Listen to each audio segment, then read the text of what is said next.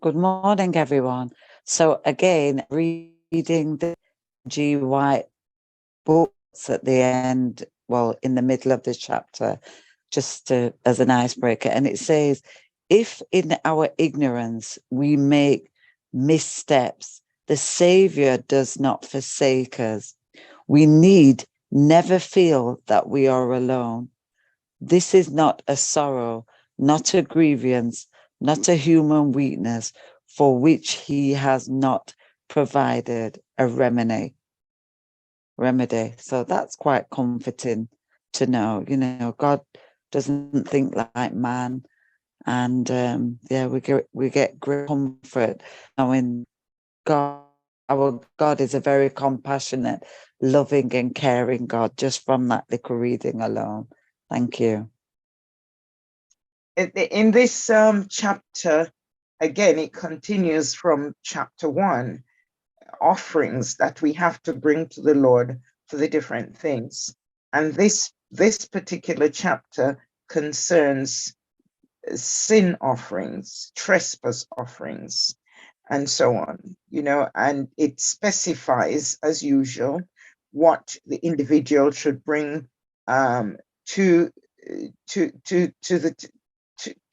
the temple, to the table, to whatever we want. Yes, to God, what you should bring to the Lord if we have trespassed, if the one has sinned, if you have done something wrong, you got to bring an offering to the Lord.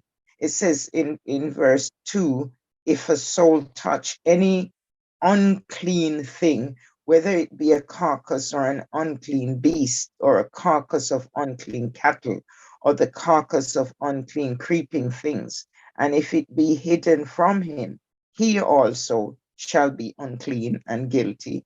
Now, that seems to me a little bit hard, but if God says so, then it is what the individual has to do. Can you imagine you're touching something, touching a carcass, not knowing that it's unclean for you to touch? I think the people did know anyway. And so if you touch the uncleanness of it, it is sin. Just like in verse 3, touch the uncleanness of a person, it is sin. I'm just reading from the commentary. It says, it's chapter 5. This is commenting on chapter 5, verses 1 to 13. But I will just read on the, because when I read it, a lot of question marks came into my mind. But it says this section contains a list of sins, followed by the required sin offering. 4 specific sins are mentioned, and the first and the last were definitively intentional, with the person fully aware of what they had done. The first was the sin of someone who hears another person pronouncing a curse and does not report it. That is to say, she or he ignores it. It is also possible to interpret the text as referring to the witness of a crime who is unwilling to testify when called or adjured to do so.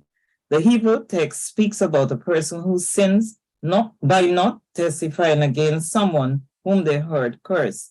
By not reporting the crime, the person participates in it and is perhaps considered an accomplice and bears a sin or iniquity. The second sin involved becoming unclean by touching the carcass of unclean animals. Even if the offenders were unaware of their sin, they were still considered unclean and guilty. The last verb is a legal statement expressing the same idea as nasa, awan. Since touching the unclean did not require a sin offering, something else must have happened after the person became unclean. The phrase referring to the individual being unaware is puzzling because the verb means to hide. Many scholars prefer to translate it as to forget, but the Hebrew verse does not appear to carry this meaning anywhere else in the Hebrew Bible. It is probable that the phrase "it is hidden from him" is an idiomatic expression that conveys the idea of hiding by choosing to ignore something or by being negligent. If this suggestion is accepted, the person who became unclean ignored the violation of the law of cleanness and by not performing the required cleansing rite, his or her spiritual condition was compromised. Consequently, a sin offering was required. That's from the Andrews commentary. It's quite interesting that between verses 7 to 13, a poor person could bring a dove or a pigeon, and a very poor person could bring a non-bloody sacrifice of fine flour. That's quite interesting. So it seems to me that according to your financial status, you brought the sacrifice according to that. Yes, the commentary does comment on that, saying that exemption was made in order to assure those facing financial difficulties that atoning grace is for all. That's wonderful. Sometimes, there's a song we sing sometimes, if salvation was a thing that money could buy, the rich would live, poor would die. So, in this instance, the poor wouldn't die because they didn't have any money. We be thankful to God because only the rich people would have a chance of grace and mercy and eternal life. But sometimes when people look at God and say, oh, God is so harsh and he's so exact and he's so, this to me is the epitome of what his grace is like. He extends it to all of us, irrespective of what condition we find ourselves in. I call that amazing grace.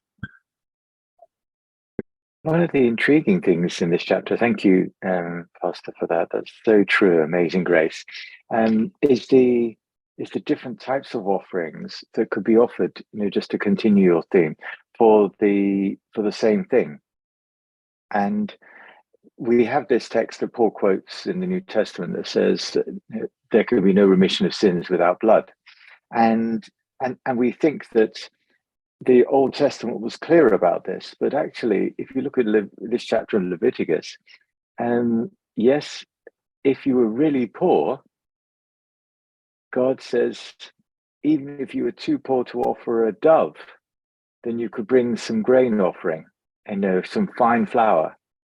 And it shows that God, in his justice, wants everybody, no matter how destitute. If you could afford a loaf of bread, you can have forgiveness, is what it's basically saying. And that is, that's obviously not the ideal. If you were better off, if you had land, if you had property, if you had animals, then take what you have done seriously. But there's no excuse for anyone not to be forgiven. And I think, just as you say, Pastor, this is the grace of God. Forgiveness is for absolutely everybody. And going back to verse 4 about someone swearing, it says, if a soul swear, pronouncing with his lips to do evil, or to do evil or to do good, whatsoever it be that a man shall pronounce with an oath, and it be hid from him, when he knoweth of it, then he shall be guilty in one of these. Unless I'm interpreting incorrectly, but suppose I say, I'm going to do this, or I swear I must do this, or it's not something that I normally do anyway. And I didn't realize completely what I said, or when I realized what I said, I'm guilty of it. That sounds a bit harsh. Can I come in there? It depends on your status. If when you said that thing, you were married and your husband had it and did not approve, did not agree with you, you are guilty. So if you promise something, it's not harsh.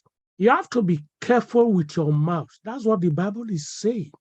You cannot go to Buckingham Palace and promise anything you like in the presence of the queen or the king. If you are not careful with your mouth will put you into trouble. So if you are before the Lord, your statement, you are held accountable to it. If you are not married and your father heard what you have said and disagreed with you, it will hold. If you promise something and your father didn't say anything about it, if your father says no, it will not hold without whatever. But if you're an adult, you're a male or a female, you promise something before the Lord, you have to do it. I wonder whether it's worth pointing out, the Andrews Study Bible points this out in verse 5, when it says, "And it shall be, when he is guilty in any of these matters, that he shall confess, and that he has sinned in that thing." And this is something that's kind of almost a bit obvious. And that is something that is desperately missing from our services today.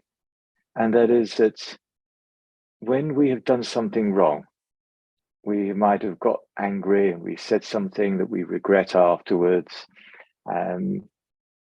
or we have accidentally done something that's caused hurt to other people. It says that we must confess. And so often what we would rather do is privately sort of pray to God and say sorry. And we are often very unwilling to speak out publicly of the thing that we've done wrong. In that time, they lived very much in a shame culture. And shame tends to eat people up and make people ill and isolate people and separate them from the community. And this chapter is talking about how we can prevent people's human failures, we're all sinners, separating us from one another.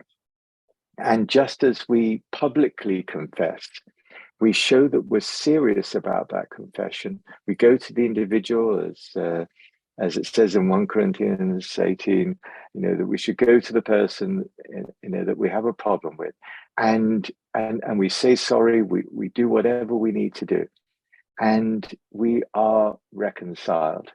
And so this is one of those amazing chapters where the reconciliation between human beings is put right at the very heart of what we do. And I wonder whether today we need to be reflecting on who it is that we personally need to be reconciled with.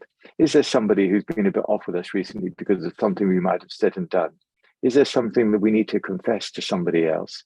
That, as Elder Diode says, in the family, that's where things so often start. Is there something that God is prompting us today that we need to do? So I found the text. It's Ecclesiastes 5, verses 4 and 5. It says, "When you make a vow to God, do not delay to pay it, for he has no pleasure in fools. Pay what you have vowed. Better not to vow than to vow and not pay." So whatever, if we make a vow, especially to God, we need to do it. And, I always have my little stories that I tell, because when I was young, I wasn't married, and it was okay. I made a vow to pay, not to return to God, not just a tithe, but also an offering. But, when things change, I just used to return the tithe to God. And then one day I was teaching a lesson. I can't remember, but many years ago. And as I stood up to teach a lesson right there, I was convicted that, Florence, you made a vow years ago to return an offering unto God. So I used to give just a little thing, and the Lord, and I decided, what? Yes, I did make a vow. Let me do it. And since I've been doing that, I have seen the blessings of the Lord. In spite of the trials, I see the blessings, and there are lots of blessings. Yeah. So I just want to encourage us.